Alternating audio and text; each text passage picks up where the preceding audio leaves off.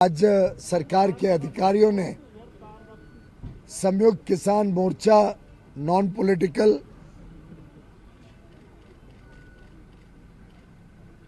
और भारतीय किसान मजदूर यूनियन और अन्य कुछ किसान संगठनों के प्रतिनिधियों के साथ बहुत ही अच्छे वातावरण में एक सकारात्मक चर्चा नए विचारों के साथ, नई सोच के साथ कैसे भारत के किसानों के हित में जो माननीय प्रधानमंत्री नरेंद्र मोदी जी ने 10 वर्ष में अलग अलग काम किए उसको और आगे बढ़ाने के हिसाब से लंबी चर्चा हुई है। माननीय प्रधानमंत्री नरेंद्र मोदी जी सदैव भारत के किसानों की चिंता करते हैं। गत 10 वर्षों में चाहे वो एमएसपी की खरीद हो जिसमें अभूतपूर्व वृद्धि हुई, कहां 2004 से 14 के बीच मात्र 5.5 लाख करोड़ की एमएसपी में खरीद हुई थी, वहीं मोदी जी के कार्यकाल में 18 लाख करोड़ से अधिक खरीद हो चुकी है और अब तो खरीद चल रही है।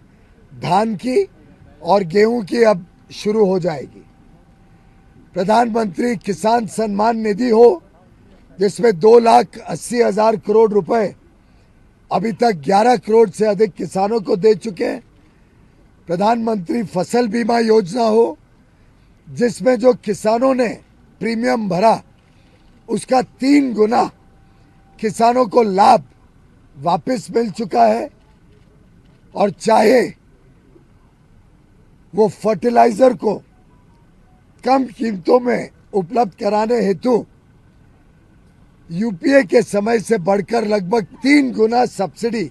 सालाना देने की बात हो, प्रधानमंत्री नरेंद्र मोदी जी की सरकार उनके संवेदनशील नेतृत्व के, उनके मार्गदर्शन के कारण सदैव भारत के किसानों के हितों के लिए काम करती रही है। आज यूनियन के प्रतिनिधियों ने कुछ ऐसे विषय सामने रखे जिसमें 3-4 प्रमुख अंश को जोड़कर एक सहमति से लगभग दोनों पक्षों के बीच में वार्तालाप के माध्यम से लंबी चर्चा,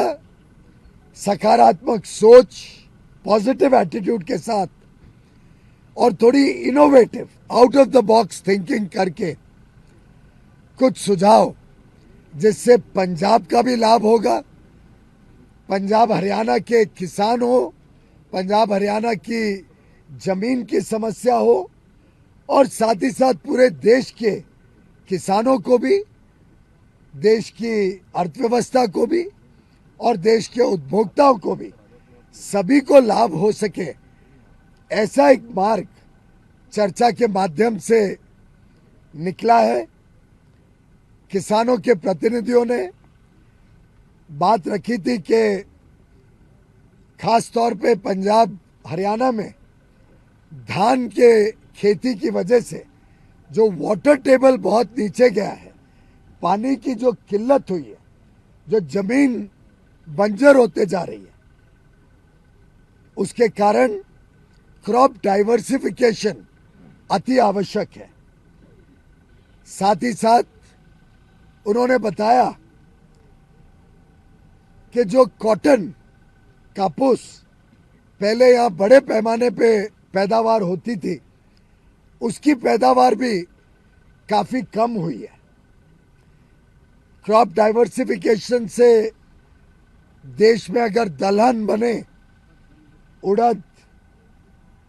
मसूर, अड़हद, तूर दाल जो होती है, ऐसी दालें बनती हैं तो देश का आयात भी कम होता है, देश का उपभोक्ताओं की जरूरतें भी पूरी की जा सकती हैं, पंजाब का पानी भी बचेगा और एमएसपी लगभग 8,000 और कई केसेस में तो 8,000 से भी अधिक होने के कारण किसानों की आमदनी में भी अच्छी मात्रा में वृद्धि हो सकती है। इसी के साथ साथ एक अनुरोध माननीय किसान भाइयों ने किया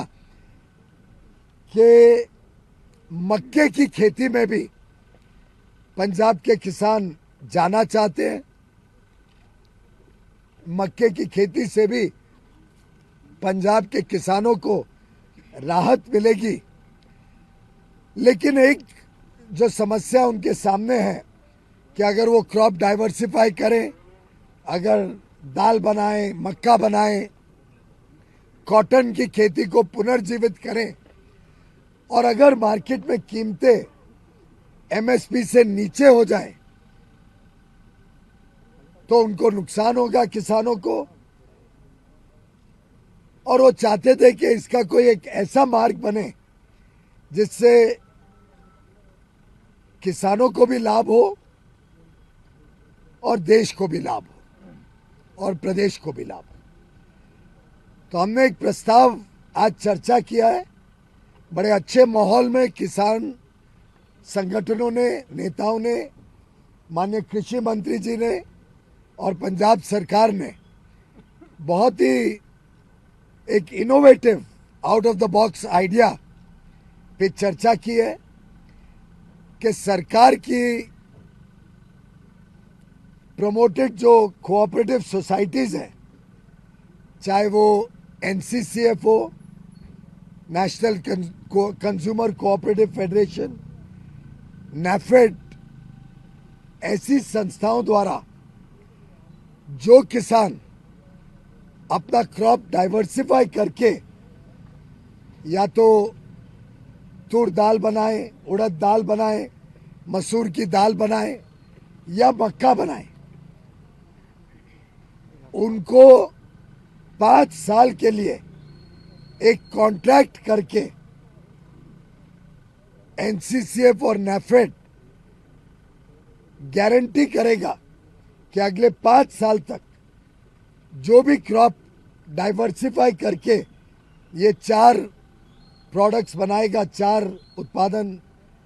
खेती के करेगा, उसको ये संस्थाएं एमएसपी पर खरीदेगी। कोई क्वांटिटी की लिमिट नहीं होगी। एक पोर्टल बनाया जाएगा। वैसे डेटा तो ऑलरेडी है, कौन किसान कितने जमीन पर क्या खेती कर रहा है, उससे स्वाभाविक तौर से पता लग सकता है कौन डाइवर्सिफिकेशन करता है। और 5 साल का करार कॉन्ट्रैक्ट किया जाएगा नैफेड और एनसीसीएफ द्वारा, जिससे जो भी किसान ये डाइवर्सिफाई करे उससे पंजाब की खेती भी बचेगी, पंजाब का वाटर टेबल भी ठीक होगा, पंजाब की बंजर जमीन बंजर होने से बचेगी। ऑलरेडी काफ़ी स्ट्रेस में है पंजाब की ज़मीन। किसानों की आमदनी भी बढ़ेगी और उनको सुनिश्चित होगा कि जो भी उत्पादन है वो एमएसपी पर नैफेड और एनसीसीएफ खरीदेगी। इसी के साथ साथ हम चाहते हैं कि कॉटन पुनर्जीवित हो, पंजाब फिर एक बार कॉटन की खेती में, कापूस की खेती में अपना प्राथमिक स्थान ले। तो जो भी किसान कॉटन की खेती भी पुनर्जीवित करता है, शुरू करता है फिर से, उनके लिए भी कॉटन कॉरपोरेशन ऑफ इंडिया इसी प्रकार का एक 5 साल का करार करेगी, लीगल एग्रीमेंट करेगी और वो 5 साल तक जो भी उत्पादन इन खेतों से आएगा, डाइवर्सिफिकेशन करने के माध्यम से या पुनर्जीवित करके कॉटन के खेतों से उसको 5 साल के लिए एमएसपी पर, जो सीएससीपी द्वारा निर्धारित एमएसपी होता है, उस पर खरीदने का एक प्रस्ताव सामने आया है। किसान संगठनों ने बताया कि वो यहाँ पर इस पर निर्णय लेने के बदले कल सुबह तक हमें अपना निर्णय बताएंगे। हम भी दिल्ली जाके बाकी जो विभाग है और एनसीसीएफ नैफेड से चर्चा कर लेंगे और मेरा विश्वास है जिस अच्छे वातावरण में आज की चर्चा हुई है उस वातावरण में दोनों पक्ष सकारात्मक सोच के साथ, पॉजिटिव थिंकिंग के साथ आगे बढ़ेंगे। बाकी कई सारे और छोटे विषय थे जिनको समाधान पहले ही आपसी बातचीत से कर दिया गया था। कुछ और मुद्दे आवश्यक होते ही हैं, समय समय पे निकलते हैं। कुछ और विषय के ऊपर बातचीत माननीय कृषि मंत्री जी के साथ देश भर के किसान संगठनों, अलग अलग किसान संगठन कुछ यहाँ हैं, कुछ आज के मीटिंग में नहीं भी हैं, उनके भी कुछ विचार विमर्श करके, एक्सपर्ट से बात करके और विषयों पे भी लगातार चर्चा, विचार विमर्श और संपर्क बना रहेगा। अगली मीटिंग कब होगी? अगली मीटिंग कब होगी मंत्री जी? अगर तो कल सुबह तक इनका फैसला आ जाता है तो मुझे लगता है कि इन्हीं लाइंस पर फिर हम आगे प्रोसीड करेंगे और ये हम अनुरोध करेंगे कि माननीय किसान इसको कॉल ऑफ करे। बाकी जो विषय है वो काफ़ी गहरे विषय, पॉलिसी ड्रिवन विषय, बाकी विषय जो पॉलिसी से संबंधित हैं उनको ऐसे समाधान करना एक टेबल पे बैठ के कुछ ही लोगों से चर्चा करके संभव नहीं है। अभी चुनाव आने वाला है, चुनाव के बाद नई सरकार बनेगी, ऐसे विषयों के ऊपर लगातार चर्चा जारी रहेगी और पॉलिसी के जो और विषय हैं उसके ऊपर फिर आगे चर्चा से बातचीत करेंगे। बाकी विषयों के ऊपर बाद में चर्चा का सिलसिला चालू रहेगा। मैं समझता हूँ आज के पॉजिटिव वातावरण में जो बातचीत हुई है उसको मेरा पूरा विश्वास है कि मीडिया के बंधु, सभी देशवासी, सभी देश के किसान इसको सकारात्मक और पॉजिटिव दृष्टिकोण से लेके इसको स्वीकार करें।